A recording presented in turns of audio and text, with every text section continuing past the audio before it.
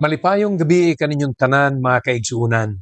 Ako si Pastor Alan Omar Bonzo ug dinhi karon sa atoa nga midweek prayer meeting ipadayon nako ang atong tema mahitungod sa atong pagkamahimo nga panalangin bisan ug wala ta sulod sa atong panimalay ug sa atong church building.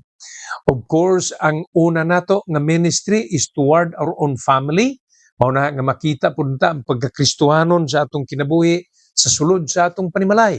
Unya sa sulod sa atong church nga makita sa atong mga kaigsuonan sa pagtuo maingon man mga bisita nato ang mga kausaban sa atong kinabuhi. Apan ang atong gihisgutan sa milabayng Miyerkules o nga ipadayon nato karon kung unsaon nato nga mahimo usab nga panalangin bisan naa kita sa atong masigka trabaho. Mga kaigsuonan, usa kini ka leksyon nga angayan natong hatagan og importansya kay adunay panag-ingnon nga nawala ang iyang pagkakristohanon. Sa tinuod, ang usa ka Kristohanon magpabilin kana nga Kristohanon. Apan ang ipasabot sa mao nga statement nawa ang pagkakristohanon mao ni wala nakita sa iyahang panaggawi, wala nakita sa iyang binuhatan, wala nadungog sa iyang sinultihan ang mga kausaban nga angayang makita ug madungog sa kinabuhi sa usa ka Kristohanon. Busa ubani ko ninyo nining atong midweek prayer meeting message to be a blessing in my workplace. Ephesians 6:5-8. Servants, be obedient to them that are your masters, according to the flesh, with fear and trembling, in singleness of your heart, as unto Christ, not with eye service, as men pleasers, but as servants of Christ, doing the will of God from the heart, with good will, doing service as to the Lord and not to men, knowing that whatsoever good thing any man doeth, the same shall he receive of the Lord, whether he be bond or free. Ang Diyos, magapanalangin sa mga pulong nga atong nabasa. Mga kaigsuunan, ang pulong nga gigamit din mao ang slaves kung mga ulipon. Bisan tinuod kung dili gyud kita ulipon kay og nagapanarbaho kita naa man gyud tay suhol ug gibaw man ta nga kung ulipon trabaho ra gyud ang imo ug ayon nagunaw sa imong mga katungod o kaha imong sweldo. Apan kini applicable. This is not only for employee to his employer, but also to a servant to his master. Kung kita masinati, niining maong mga pagpanudlo, mas madali po natong ma-apply ang kamatuuran kung unsaon nato pagkinabuhi uban sa pagpangalagad sa mga kaigsuunan. Diha sa atong Ginoo nga giisip nato mao ang atong agalon. Ang una dinhi nga gisulti, be obedient to your own masters.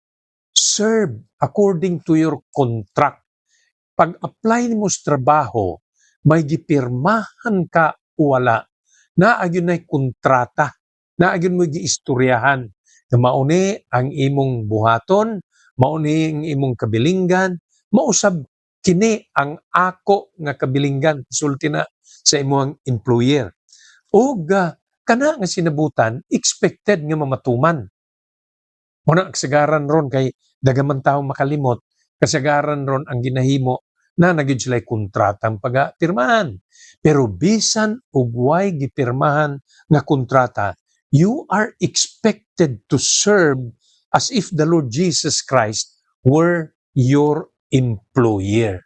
Okay? Mao na nga ingon dinhi nga magpasakop, be in subjection, be obedient, mamao gyapon ni. Be in subjection. Sa ato pa magpaubos, maumao gyapon na sa kadtong sunod kun obey. Ug ang ginasulti dinhi, according to the flesh, sa ato pa employer, imong superior, ana, according to the flesh ang gisulti dinhi.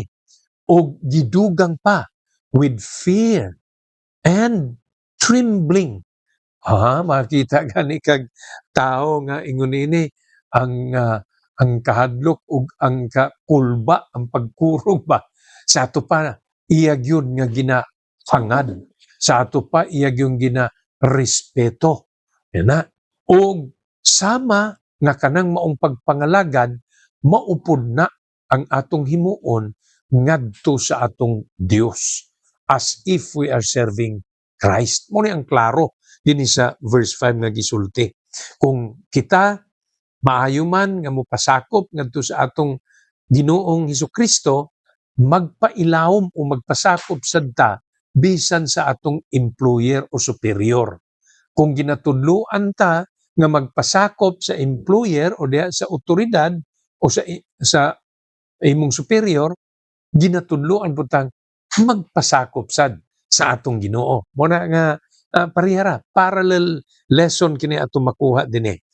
Unya giklaro sa verse 6, not with eye service. Nagantaw ron nga ang pagpangalagad kung naay nagatan-aw.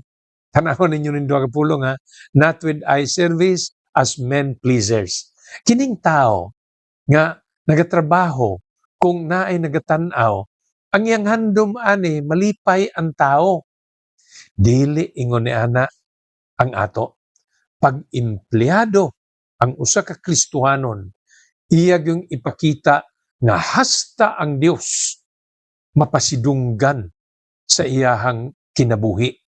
Kay siya mahibalo magpasakop ngadto sa naa sa otoridad. Pahinumdum ko yung pulong nga eye service og men pleasers. Naka-eskwela sab ko og government schools. Kung nasayod man ta nga daghan antud karon na pagyapoy mga eskwelahan nga inigsud sa klase maghinlo ang trabaho. May gani kay naa na ni ron ning ginatawag nga brigada eskwela nga una magklase sa public school magtinabangay ang mga parents ug estudyante nga maghinlo.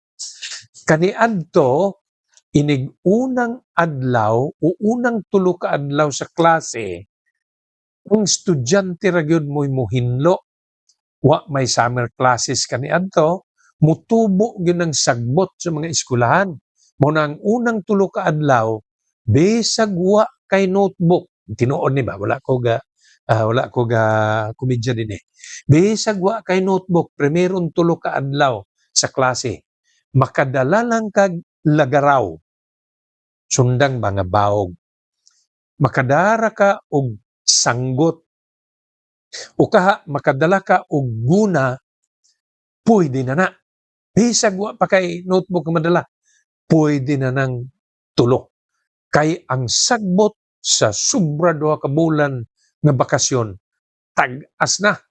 Mao na manghinlo og ang mga pangalan kaniadto sa eskwelahan himo na lang nga kataw-anan na eskwelahan nga DCHS.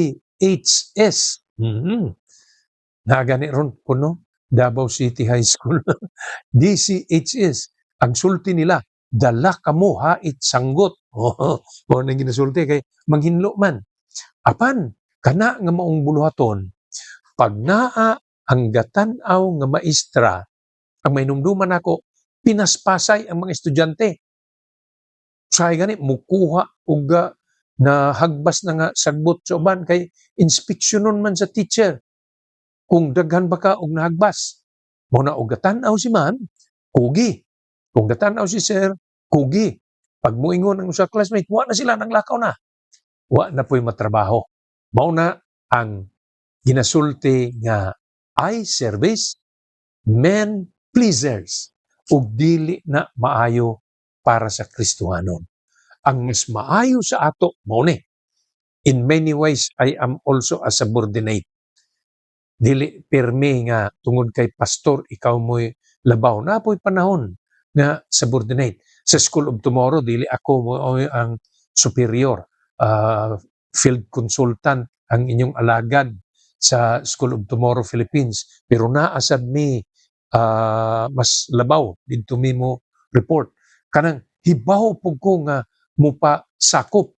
Pwede sad kong musulti sa akong side na apoy panahon nga ako pong isulti ang rason nganong mao ni ang himuon apan ang espiritu sa pagpasakop kinahanglanon og dili ta men pleasers, dili kadtong eye service. Ang gidugang ni ining mong verse nag-ingon, doing the will of God from the heart. Mao ni pinaka-importante. Kung mahimo ikaw usa ka empleyado nga nagahimo sa imong trabaho para nga mapasidunggan ang Ginoo, pagkabulahan sa imong employer. Kung mahimo ikaw nga nagapangalagad nga ang tinguha mapasidunggan ang Dios, yung buluhaton ang ministry mulambo na. Muna nga, dili ta diha sa dunay makakita. Gani ingon ang biyang kasulatan, kung maghatag ka, way makakita. O ang Dios abling mo panalangin nimo. Dili pod ingon nga muna atong tinuyuan. Pero ang ato ba nga, ug wa na recognize, wa nakita sa uban. Continue doing it because it is doing the will of God in your heart. Mao man ni ang katuyuan. So, serve the Lord in your employment or serve your employer as honoring God. Lain nga gisulti sa verse 7. With goodwill, doing service as to the Lord and not to men, knowing that whatsoever good thing any man doeth, the same shall he receive of the Lord, whether he be bond or free. Morning nindot mga kaigsuunan. Siguro dili ikaw ang supervisor sa inyong trabaho. Dili manager. Bago pa lang, naargyog ka sa gintawag rank and file. Sige lang. Just do your best. Kay kung ang imong pagpangalagad dili para sa tao, apan para sa Dios, ang Dios maunay hibaw sa gitakda nga panahon o plano sa Dios nga mutuboy nimo. Balos sa imong pagkamaayo. Mo niyang maayo.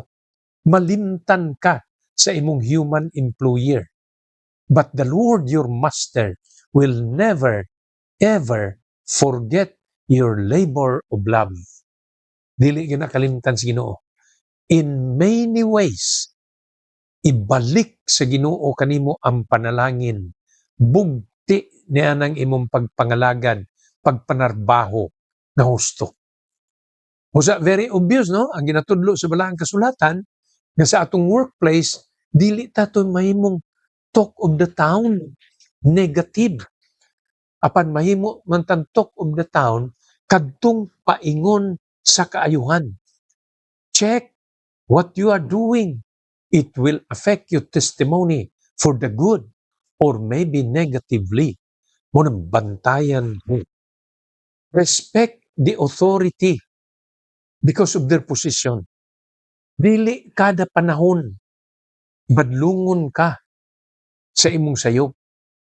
Apan kung moabot ka na nga panahon nga pagbadlungon ka, pasalamati kay naapay tao nga concern nga na nimo. Mao ni ang dako nga angayang tuliron sa mga katawhan. Dili tungod kay ginabadlong ikaw nga badlungonon. Ang ipasabot niini, ginabadlong ikaw na ay nahigugma ug naay nabalaka nga na nimo. Ug ang pag-respond ni ana, dili pag-react, ang pag-respond ni ana mahimong panalangin. Basig sa imo nga response, makaingon imong employer doon nagkalahian ning tawanan ni. Unya mabaw-an Kristohanon ka. That will be a very good blessing. Matthew chapter 5 verse 16, let your light so shine before men that they may see your good works and glorify your Father which is in heaven. Try it. Apply it. Ipakita kini. Sa sunod nga Miyerkules, dugangan nato sa ikatulo nga segment o i-finalize nato unsay kinahanglanon nga mahimo tang panalangin sa atong trabaho. Ang imong trabaho tingali makaingon ka nga naa kay proteksyon, kay regular ka na. Apan igsuon hinumdumi ni walay trabaho na from womb to tomb ang seguridad. Sa ato pa ay pasabot nini na ay mga panghitabo nga bisag regular na ka, bisag mo ingon naa na ko'y item, naa na ko'y posisyon dinhi, pwede gihapon nga matangtang ka sa trabaho. Nakaagi na ko nini, lig-on ang kumpanya. Apan sa dihang ang supplier sa mga spare parts nga among ginabaligya kaniadto di na makasulod sa nasud Pilipinas, moto hinungdan nakaagi pug ko nga na-lay off. The good thing, after na-lay off og nabayaran sa separation pay, after 1 week, gi-rehire. Tingali may nakita ang employer nganong i-rehire man. Busa, kini unta nga eksperyensya o testimonyo mahimong panalangin na ikaw igsuon as an employee will shine in your workplace for the glory of God. To God be the glory. Shalom.